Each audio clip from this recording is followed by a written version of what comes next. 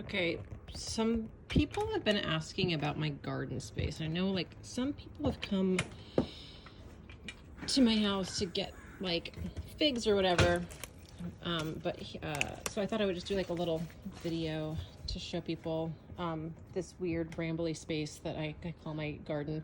I have right up against my house and in desperate need of a trim, my elderberry, one of my elderberry bushes, which as you can see is full of berries that I'm completely ignoring.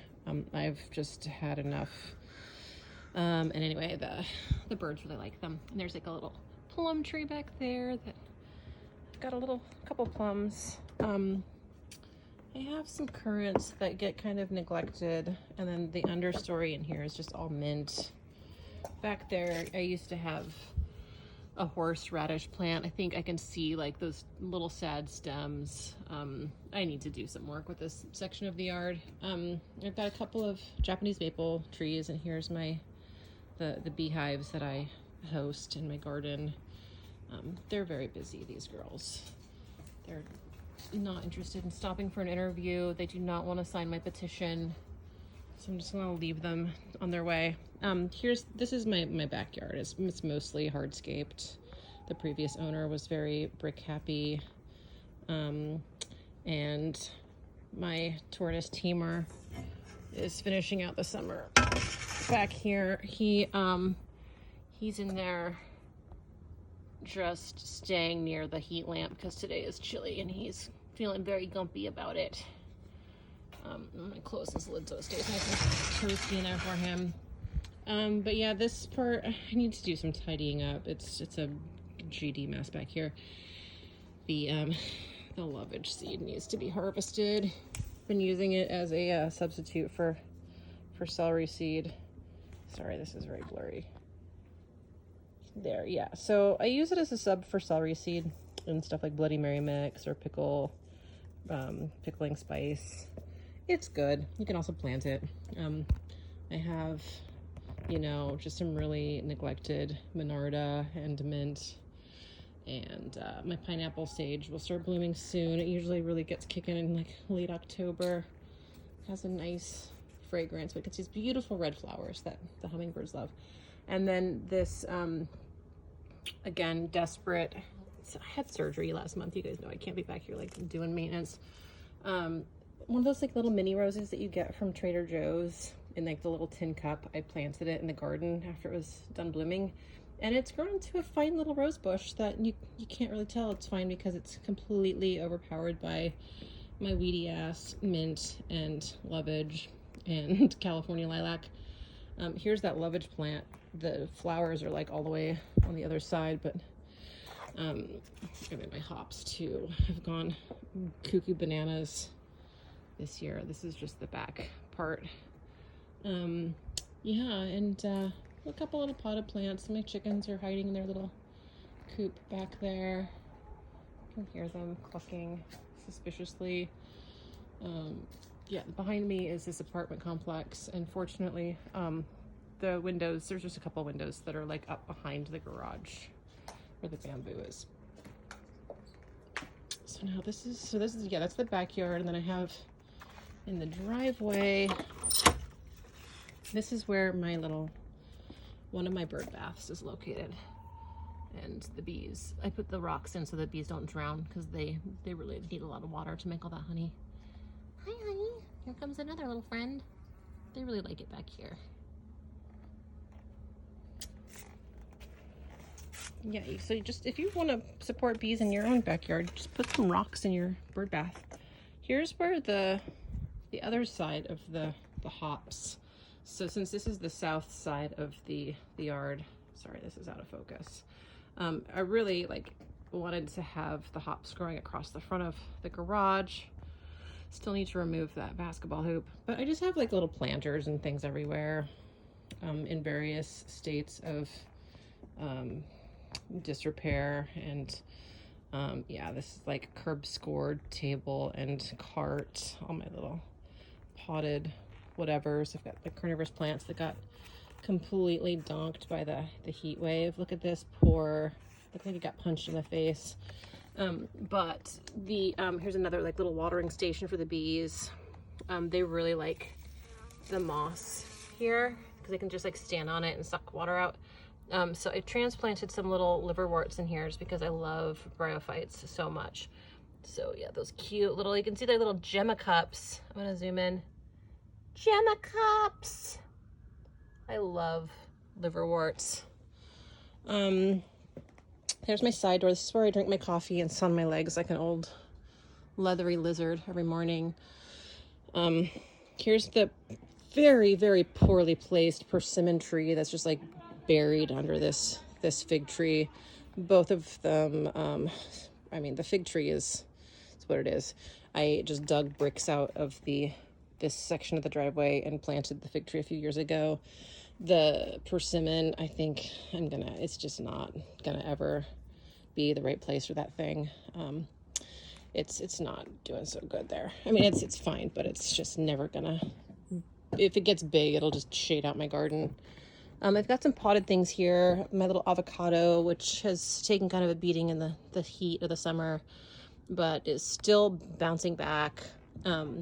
My ginger needs to be watered pretty badly. I had to put this cage around it because the squirrels just kept digging up my ginger, and I wanted to protect my little pawpaws, which are small but growing. And if I can keep all of these alive for a few years, I might actually have a chance at having some pawpaws.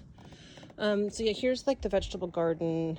I have a few beds. It's the time of year where everything's a mess. I'm kind of like waiting for my peppers and things to finish so I can dig everything out and put in winter greens. But then I still have, like my cucumbers, which are kind of trying to finish doing their thing, and all my blackberries, which are just straggly mess.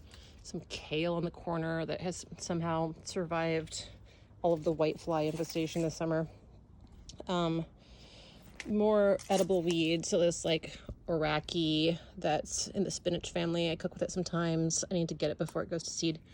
My Schwarzbeeren, like this black nightshade that I can use the berries for making Maltaschen or some like Schwarzbeerenkuchen, like different Volga German specialties. A lot of, this black futsu is ready to harvest. I always overplant this calendula. I just like a seed that I harvested, but since it's covered in aphids, I'm kind of leaving it to be the trap crop, so the aphids will just stay there instead of attacking everything else. That said, my kale is completely just infested with aphids, and so I'm going to cut everything back, feed the aphidy stuff to the chickens, and then when it gets cold, the aphids will be gone, but the kale will just sprout back from the stem and it will be fine. Little tomatoes and things. My carrots. Why even bother growing carrots, you may be wondering to yourself. No good answer for that. You can buy a 5-pound bag of carrots for like $3. There's no reason to take up this much space in your garden. It does do fine in cold weather, so if you just want to kind of keep something in your veggie beds all year long, then go nuts. But for my money, I would rather just have like garlic chives and winter greens and things. So yeah, I've got all these like garlic chives that are finally going to seed. Oh, it looks like they're getting, you see this black shit on there? That's onion aphids, and they really were a problem earlier this spring. I'm gonna have to, God, this is so disappointing. Look at all that. So I'm gonna have to probably cut this all back. It's just so gross. I don't know where these came from. Last summer was the first time I ever had onion aphids, and then they were here in the spring. I have, my tomatoes are mostly just still green. I've got a couple of these pinkies that I got from the Culinary Breeding Network. They're a new heirloom type variety from Japan. My feedback about this variety is that although they are prolific, the fruit is actually kind of hard to pull off. It's because they're pink when they ripen. It's hard to know when they're fully ripe. But yeah, you really have to kind of tug on them to get them off the stem. But they taste good. I have my one little zinnia that has like bravely soldiered on through this nonsense of hot weather and too much tomato plants. Oh, my Brad's Atomic Grape is looking really nice. These guys, this is a really good, look at that. Isn't that beautiful? Really like well-performing tomato that I grew from seed this year. Just, this is kind of like the state of most of my tomatoes. They're just very sluggish because of this giant maple tree here. Like, my garden doesn't start getting light until like 10 a.m. now. So I'm gonna have to lop off probably like 10 feet off that tree this winter in hopes of getting anything. Blackberry vine. So yeah, when we bought this place, the fence was covered in these very thorny, unscented rose bushes. And so I ripped them all out and put in these thornless blackberries and some passion flower vines. There's still lots of fruit, but I don't know, I should just come back here and pick it, I guess. But you can see it's like not quite ripe. If I wait a few more days for it to fully ripen, this will be like full of fruit fly maggots and unedible. The thing about these rose bushes though, they're so tenacious. It's been like 4 or 5 years. And every year I pull them back out, but there's like one tiny scrap of root that remains. And then, yeah, another rose bush will start sprouting. So I'm gonna dig that all the way out and hopefully be done with it for real this time. Oh, and then I have a few other potted things. I've turned off the sprinkler, the motion activated sprinkler, since it doesn't really work when the plants are this big. Squirrels can easily just like crawl under the plants. But I do have my beautiful and deadly purple upuncha. This guy, like, if you even just brush against it, all of these little tiny spines will just completely embed themselves in your skin, and they're so awful. My rue needs some water, and then this tomato is just kind of a whatever. I had extra starts, so I just threw it into a pot, and my Brugmansia is, I think, finito. We'll see. So here's the front porch. My shiso did not do that great this year. Just, I think, got a little too shady, not enough water. Yeah, the main weed in my garden is oregano. I just leave it. The bees really like it. And, you know, there are worse things that your garden could be covered by than oregano. I did plant a couple, like, little sage plants and rosemary, but they're not doing that great. And then this hardy kiwi, which, you know, is looking kind of odd to me now, just can't get the male to flower, so I don't really have a shot at getting any fruit. So you can, here's the front yard. I have, you know, this little walkway. It's this is like my main rue plant. I love rue. It's, you know, you can't do a lot with it, but it smells nice, and it's kind of witchy, and it has a beautiful bluish gray color that I love. So it's just not really the best time of year to like showcase anything at my garden. It's all just weeds, elephant garlic, another elderflower or elderberry bush.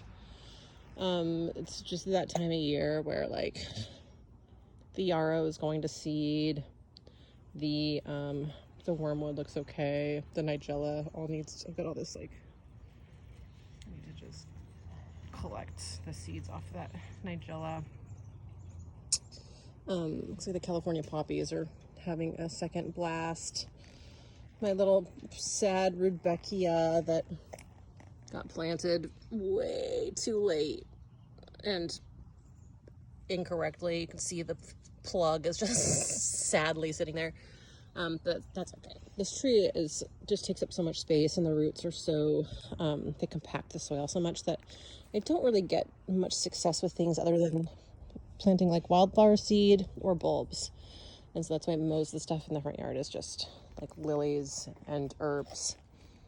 And I've got this like pyracantha that fruits like every other year. So I've got these like cool, very seasonal orange berries.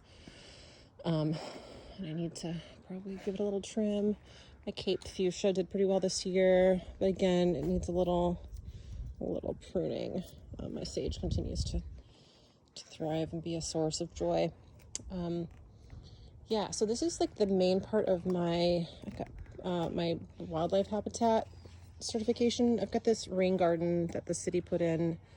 You can't see underneath all of that dogwood that there's like this nice cobblestone drainage basin in there.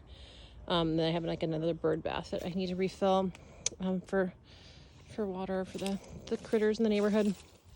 But yeah, there's a lot of natives here. I have a giant privet bush that, although it's not native, quite a few birds nest in there, and then these cypress too both get lots of nesting. Got some more like wormwood and stuff. I had to put down mats because my neighbor's cats were using the front yard as their personal litter box, and so it really limited what I can grow here. I'm gonna have to completely replace the soil. I had to fix all the irrigation. I don't know if squirrels dug it up or whatever, but hoping also once this lilac reaches a little bit like a blooming size, I can get rid of this ugly, old, sad, busted rhododendron.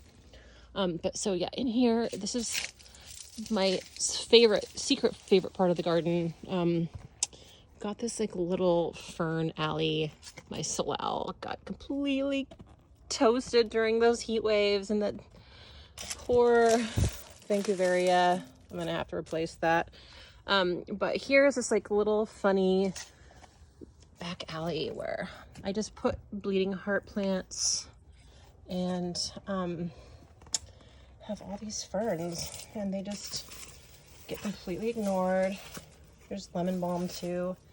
But yeah, this is my little fern alley. I'm gonna add some mulch this fall so that I can have a really nice robust crop of ferns and mosses. Here's Vicky, who's the worst cat. Yeah, there's lady ferns and sword ferns and just a couple of weeds, but mostly just ferns. Look at this adorable little crop of ferns. They're just like tiny little babies that came up on their own, and I'm so proud of them. They just soldier on.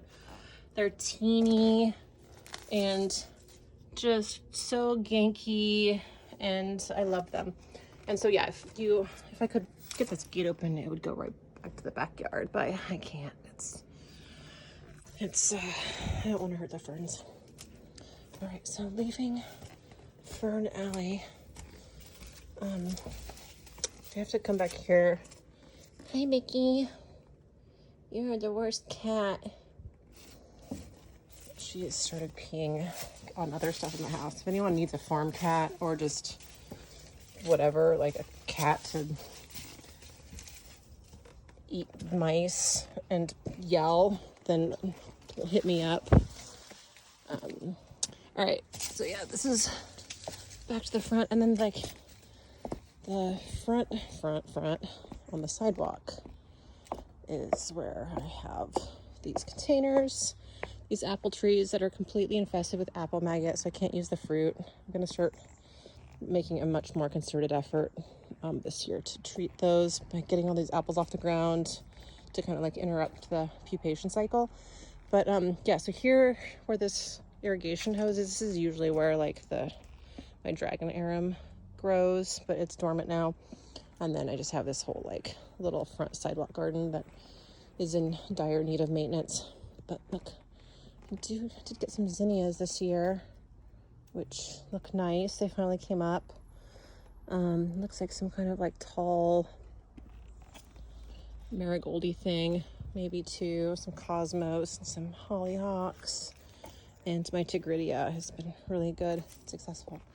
And then yeah, I just have like lots of chocolate mint, more bulbs, and that's pretty much it. It's my yard, I guess. I mean, oh, I do have one more little spot. I'm gonna walk over there real quick. Hold on. Yeah, everything's a mess. It's been, like I had surgery, so I'm just gonna stick to that as my excuse.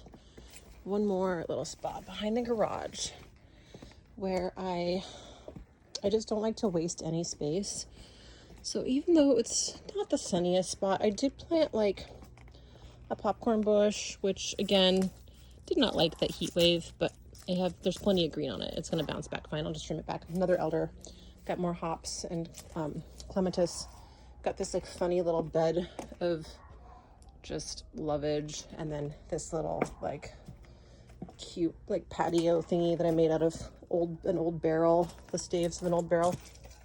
And I have this other little garden, which, you know, has not been getting watered. I just had all these extra tomato starts from seed, so I just threw them in over here. A couple cucumber plants. Mostly it's just potatoes. So like every time a potato sprouts in the house, in the kitchen, I just like would throw it into this dirt back here. And look, I've actually got a couple little cute potatoes. I'm just gonna rebury those. The bamboo is definitely trying to come back.